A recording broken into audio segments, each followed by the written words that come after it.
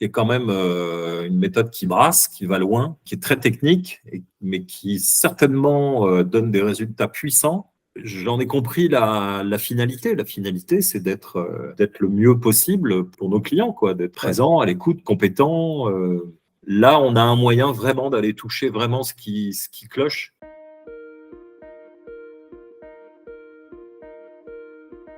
Salut Luc, comment tu vas? Et salut Johan, je vais plutôt bien. Bon, tant mieux. Nous avons enfin du ciel bleu à Orléans. Ben écoute, moi aussi, tu vois. Sinon, c'était tout noir. Oui, c'était Jusqu'à ça. encore très peu. On est tous les deux, enfin moi plus dans le sud-ouest que toi, enfin à l'ouest que toi, mais bon. Ouais. Écoute, merci déjà de te porter volontaire pour apporter ce témoignage pour cette formation d'intelligence collective. Avant qu'on démarre, je vais te laisser te présenter qui tu es, ce que tu fais. Donc du coup, ça y est, on a trahi le truc. Tu vis à Orléans, du coup.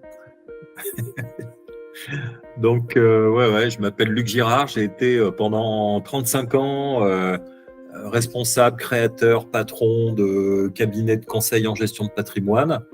La dernière aventure, c'était le groupe Olifan qu'on a créé en 2014. Ça a été une aventure que j'ai écourtée pour rejoindre une formation de coach chez Odeby.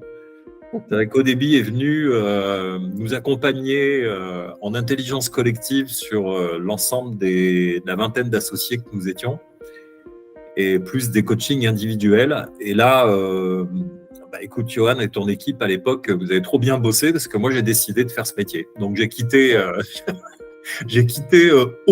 Olifan pour rejoindre Odeby. Augmenter le débit. Et donc, changer de métier à 61 ans, changer de métier, changer de vie, me mettre ouvrir d'autres horizons, me mettre en risque, comme je dis des fois. C'est vrai que c'est ça, c'est apprendre un nouveau métier complètement. Tu as bien risqué, puisque du coup, tu as continué et tu as abordé la formation en intelligence collective après avoir fait Vous en mieux, après avoir fait Born to Coach. Là, du coup, tu démarques dans l'intelligence collective qui a déjà démarré il y a quelques mois. D'abord, en fait, pourquoi tu t'es inscrit à cette formation d'intelligence collective? Alors, tout simplement parce que dans la première formation de coach et puis dans ce que j'espère en faire et ce que j'en fais en termes de clientèle, c'est d'accompagner principalement des dirigeants avec une spécialité qui est l'accompagnement à la transmission, tout l'environnement de décision à la transmission, d'émotionnel autour de la transmission. Et inévitablement, quand il y a transmission d'entreprise, quand il y a un tel changement dans une entreprise, il y a aussi l'accompagnement des équipes, des comités de direction, des équipes en général, à entrevoir. Il y a tellement d'entreprises qui sont transmises dans des conditions humaines assez dramatiques, avec des gens qui apprennent presque la veille que leur boîte est vendue et qui vont changer de patron. Donc l'idée, c'est ça. Et l'idée de départ, c'était ça. Okay. Et puis j'aime bien, ce que je sais, c'est que j'ai toujours aimé être avec des groupes. Dans mon ancien métier, autour de formation, d'accompagnement et autres, j'ai toujours aimé ça. Et j'avoue que ça se confirme. C'est ça. Je te confirme aussi. Du coup, tu t'es décidé quand même rapidement, en fait. Tu es un des premiers, puisque cette formation, même si elle a déjà été enseignée, elle est officiellement lancée depuis cette année. Tu as été un des premiers à participer avec quelques autres collègues. Qu'est-ce qui t'a fait te décider aussi rapidement à participer?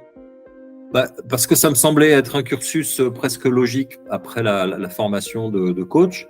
Et puis, comme j'ai fait Vous en mieux 1, que j'ai fait Born to Coach 10, qui était la nouvelle version, autant faire Intelligence collective 1.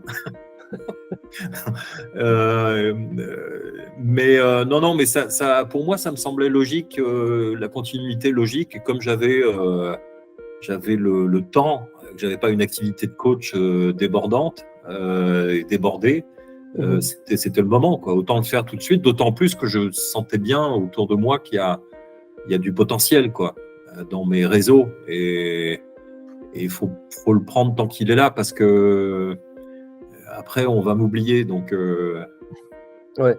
je veux être là. Ouais. Ouais, et puis il y a du taf, hein. Il y a du taf. En tout cas, s'il y a du taf pour nous, c'est qu'il y a des problèmes. Donc, Alors, des problèmes, c'est sûr, il y en a. Il suffit de discuter avec des collaborateurs, des cadres, de boîtes. Ah ouais, il y en a. Bon, de là à ce que les décideurs décident de faire venir des boîtes de coaching pour résoudre leurs problèmes, surtout avec la méthode que tu enseignes, qui est quand même une méthode qui brasse, qui va loin, qui est très technique, mais qui certainement donne des résultats puissants. Les mecs, faut qu'ils aient la niaque, hein, faut qu'ils aient envie, hein, ou qu'on leur vende bien, parce que ça brasse, ça bouscule. Mais tant mieux, on est là pour ça. Hein. Ah ouais, mais ce sont des changements et des transformations en profondeur, c'est clair. Ah oui, exactement. Alors justement, dans cette formation, quels sont les thèmes qui t'ont impacté justement, ou qui t'ont donné une visibilité, et puis surtout ton préféré? Alors, celui à ce jour, hein, parce que je suis en train de revoir les cours, parce que c'est tellement dense et riche que faut revenir dedans régulièrement. Et puis surtout, la pratique manque encore aujourd'hui, mais ça va pas tarder. Mais sur ce qui m'a le plus vraiment capté, c'est la cartographie, comme on a fait la dernière fois, tout ce qui est cartographie, définition de la zone nodale. J'ai vraiment connecté avec ça.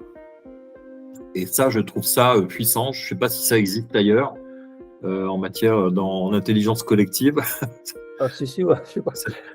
J'ai rien inventé, j'ai pris des bouts, tu sais, à droite, à gauche, dans différents courants, et puis à force d'utilisation, je dis, c'est l'assemblage.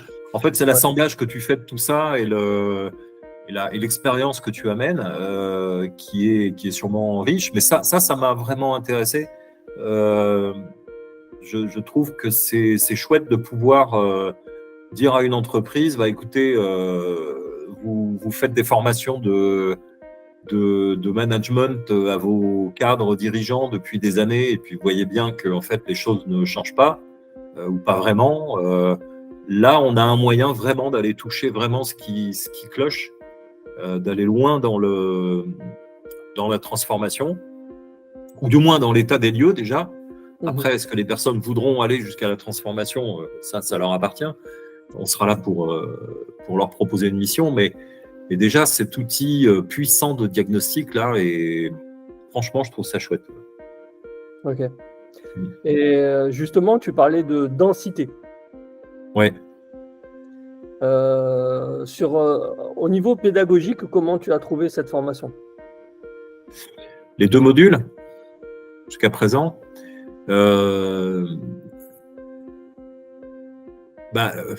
Moi qui suis pas complètement jeune et qui n'ai pas fait beaucoup d'études, ça a été particulièrement compliqué pour moi, et ça l'est toujours, de replonger dans des cours et autres.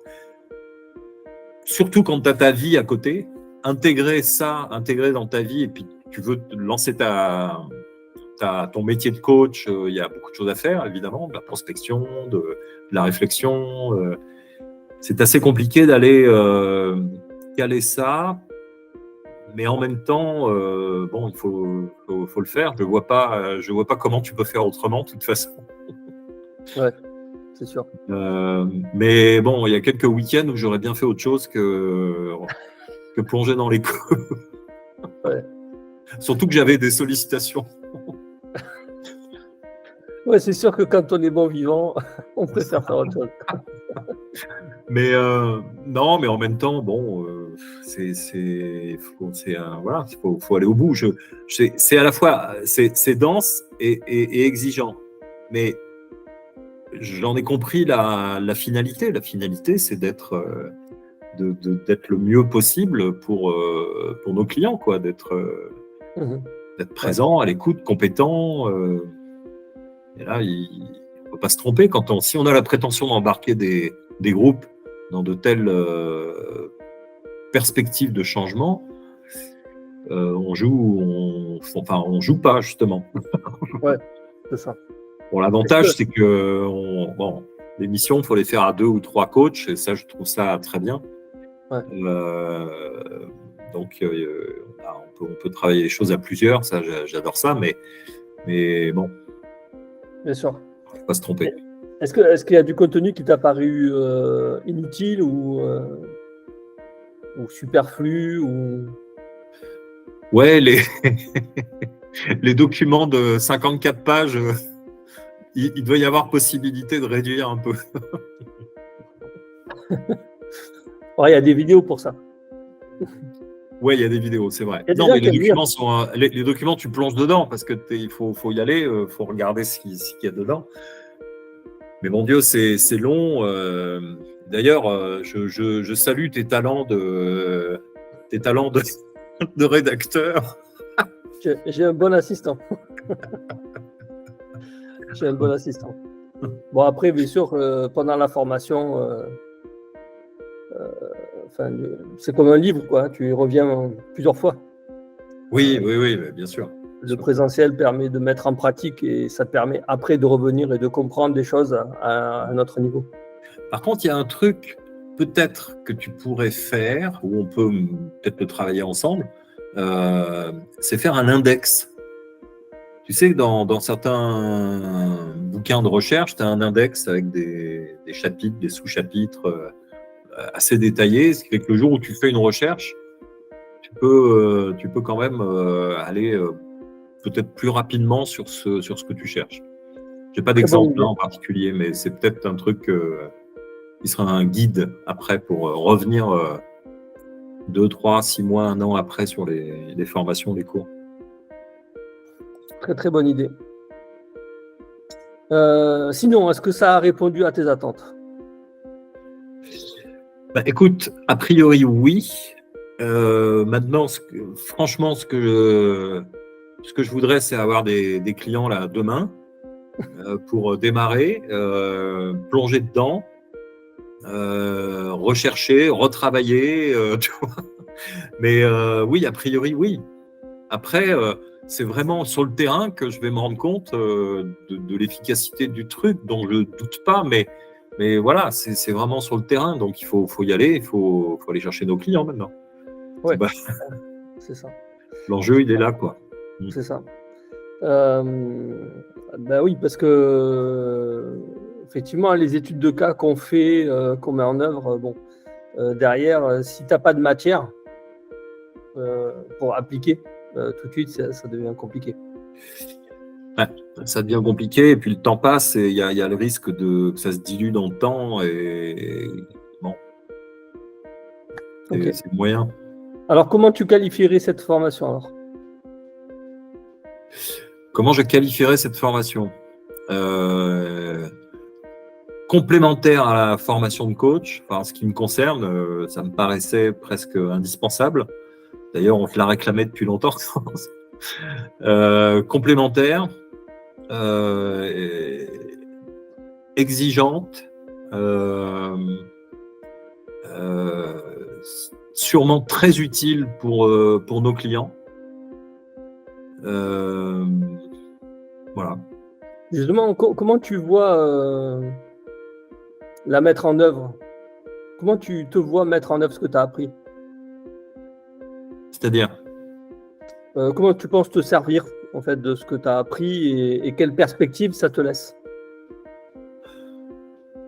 La perspective, c'est de travailler, c'est d'aller faire connaître nos compétences en intelligence collective et essayer de pouvoir, dans le monde de l'entreprise, principalement, intervenir, quoi.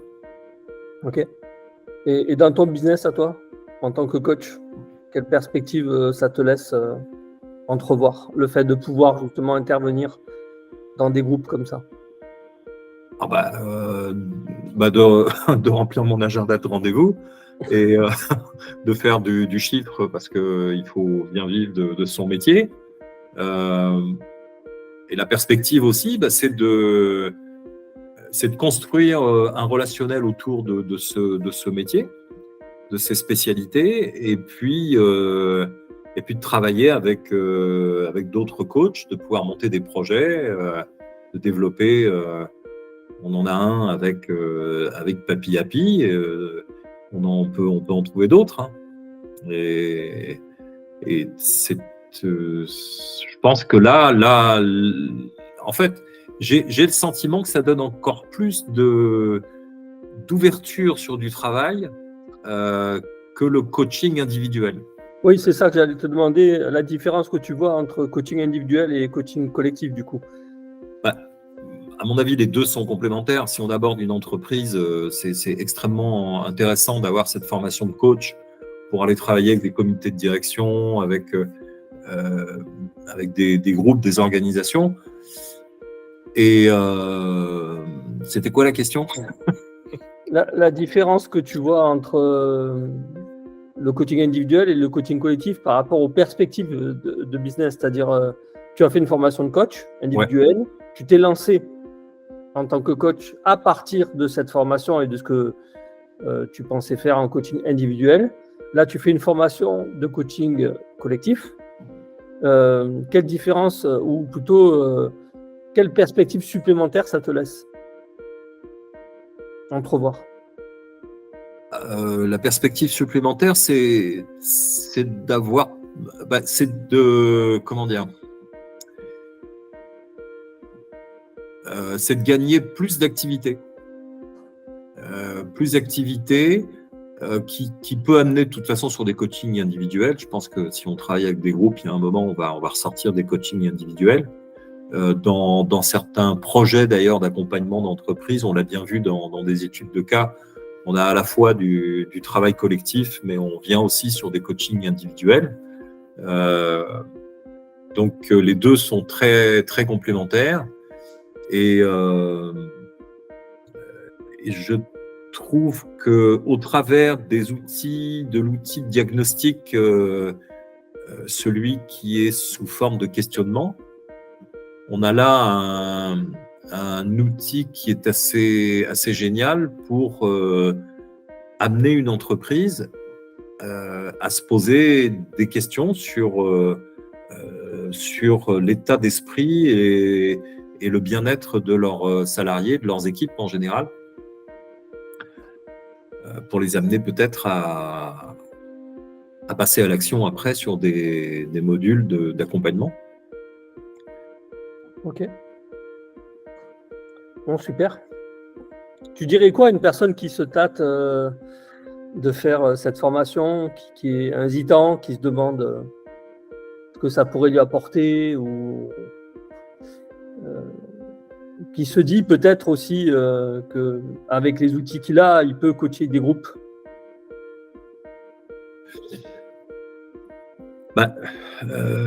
Tu me dis quelqu'un qui aurait déjà des outils pour coacher des groupes? Ouais, parce que toi, par exemple, tu as déjà eu des petits groupes, tu as déjà managé du monde. Oui. Donc, avec ce que tu apprends dans la formation, par rapport à ton expérience, voilà, quelqu'un qui serait dans ton cas, tu vois, et qui se dirait, est-ce que ça vaut la peine d'aller faire cette formation par rapport à ce que je sais déjà? Qu'est-ce que tu pourrais dire? Il faut y aller. Hein. Il faut y aller parce que là, on va beaucoup plus loin que d'apprendre à jouer avec les 4 couleurs ou d'apprendre à manœuvrer ProcessCom et d'autres outils. On va beaucoup plus loin. Beaucoup plus loin. Entre la formation de coach basée sur l'énéagramme, qui est un outil déjà extrêmement puissant pour connaître une personne, pour la profiler et donc pouvoir l'aider. Derrière, une formation en intelligence collective à ce point-là, qui va tellement dans le détail, qui va tellement dans la recherche de la problématique et qui sait apporter aussi des solutions. Mais c'est puissance 10. Enfin, c'est puissance 10 par rapport à un ProcessCom bien fait, quoi. Ok. Il n'y a pas que des bienfaits en plus. Et tu aurais gagné quoi, toi, si tu avais connu tout ça dans ta Dans mon carrière? parcours, Mhm.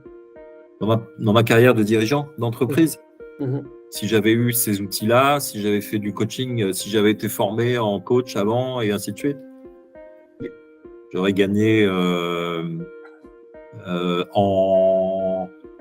j'aurais gagné déjà beaucoup de temps sur beaucoup de décisions.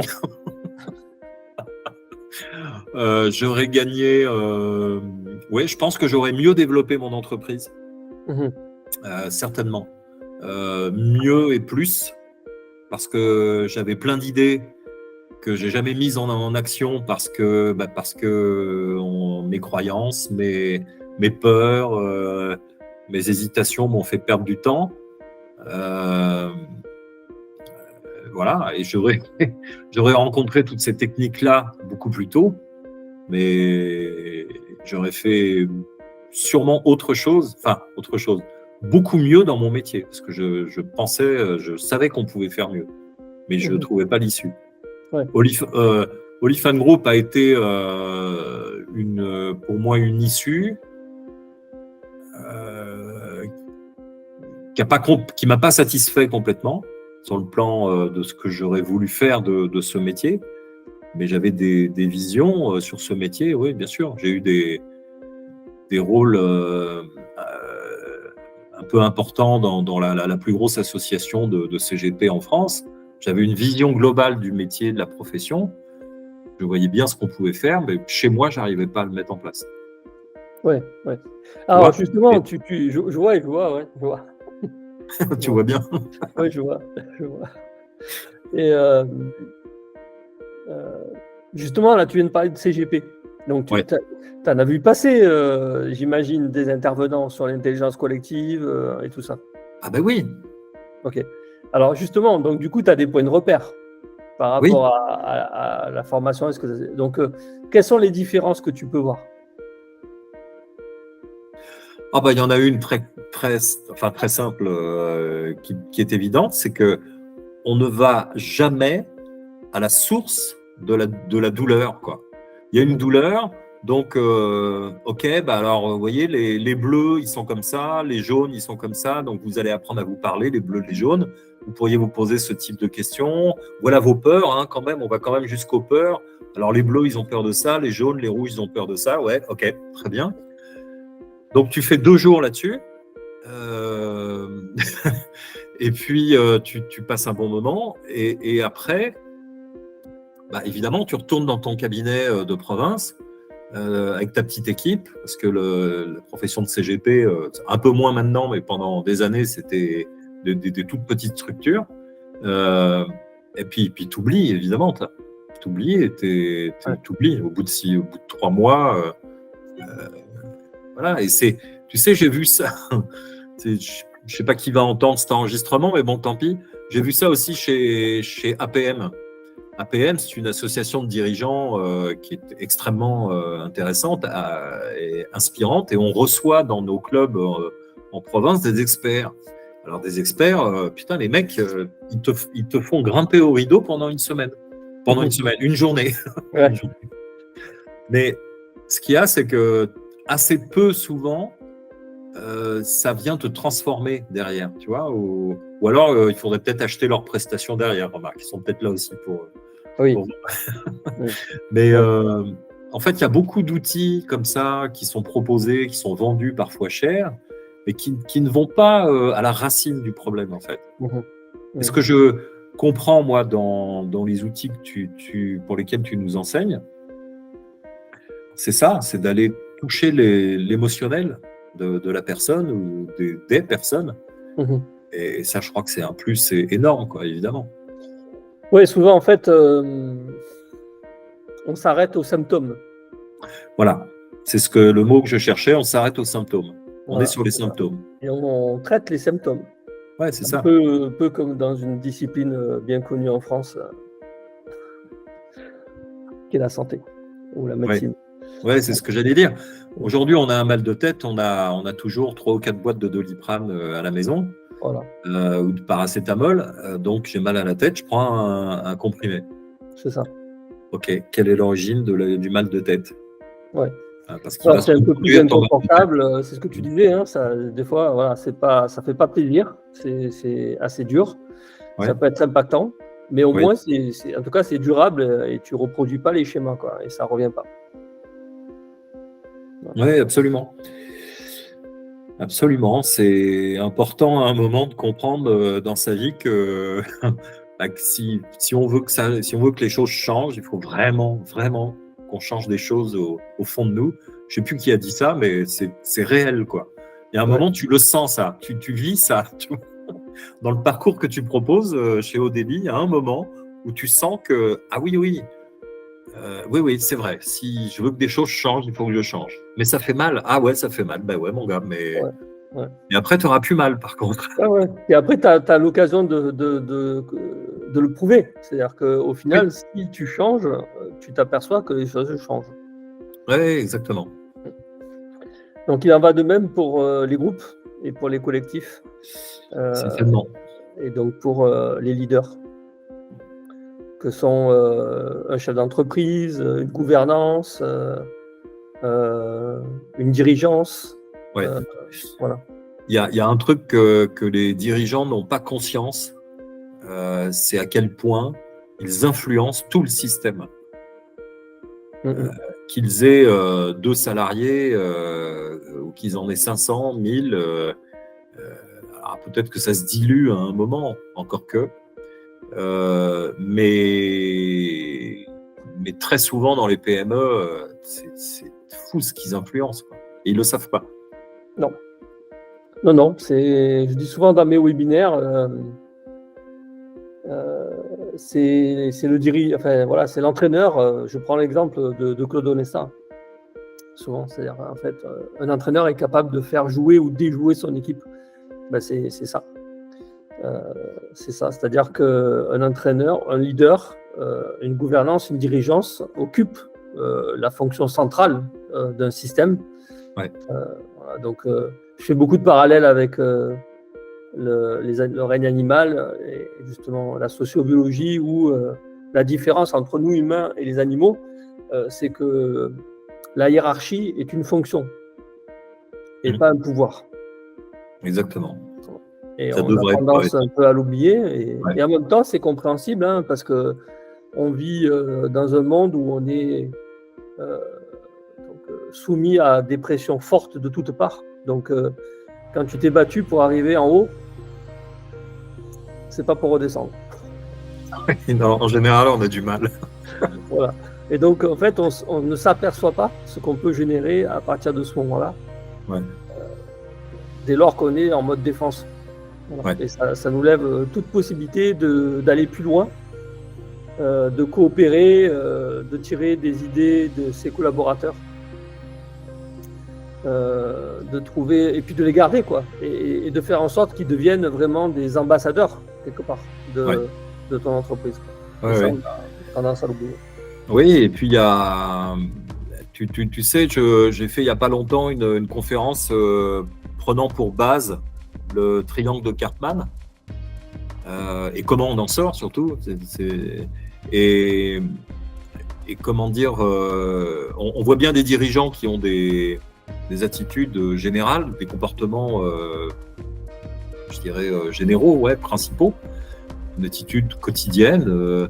Et en fait, faire comprendre à des personnes que leur attitude ou de victime ou de sauveur ou d'être dans la critique tout le temps, dans l'agressivité après leur patron, après leur hiérarchie, ça leur amène rien.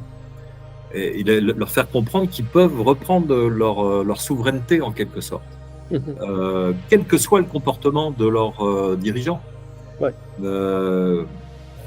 Après, aussi, le faire comprendre aux dirigeants que lui, il a une influence considérable. Et faire comprendre ce jeu-là à des équipes, c'est passionnant. Ça. Non, mais c'est bien quand on découvre ça, quand on permet justement de faire découvrir tout ça et qu'on arrive à remettre dans le bon sens et à aligner chaque personne d'un système, d'un collectif. C'est vraiment chouette. Ah bah oui, c'est chouette. C'est un peu notre rôle, quoi. Ouais, tout à fait. Luc, je te remercie. Ok. Pour ta perception, ta vision des choses. C'est toujours intéressant d'avoir plusieurs personnes qui viennent apporter leur contribution et leur façon de voir. Bien sûr. Donc, merci beaucoup. Et je te dis à très bientôt. Entendu. À bientôt, Merci. Yo.